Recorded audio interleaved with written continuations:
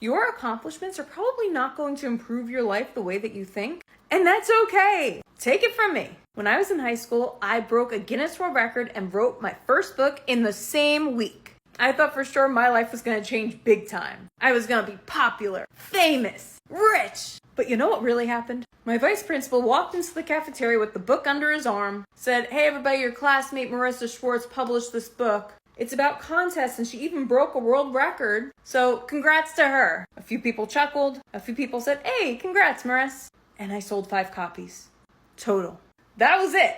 But in my head, I thought, oh, it's because I self-published the book. I gotta get the book traditionally published, and then everybody will be impressed. So I spent a few years working on a new book, pitching it to publishers, got it traditionally published. And you know what happened? I got to do book signings, book readings, my social media followings improved, but that was about it. I was still the same person. Everybody still treated me the same. My life did not change the way I expected, and this trend has continued. I got my master's, my doctorate. Surely my life was going to change. No. I got Forbes 30 under 30. I said, this is it. This is the holy grail. But no, the people in my life, they're like, "Hey, congrats." But what do I want them to do?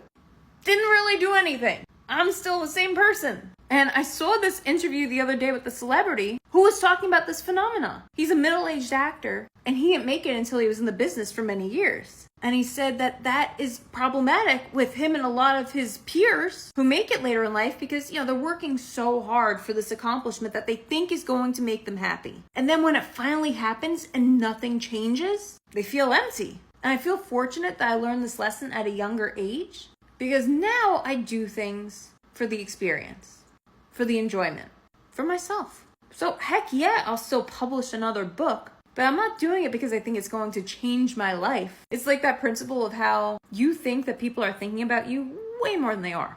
Everybody's too wrapped up in thinking about themselves. Not an inherently bad thing. In fact, it's liberating. Because now when I do something, when you do something, do it for the experience. Do it for the journey. I went through an existential crisis in my teenage years because I was like, everything is inherently meaningless. But the more I thought about it, the more I thought, that's liberating. It allows us to create our own meanings. And this is kind of like that. Don't do things and try to accomplish things because you want the clout. Do it because you enjoy the journey.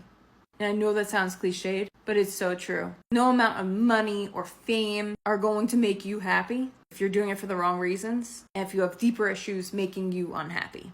Do it for the enjoyment.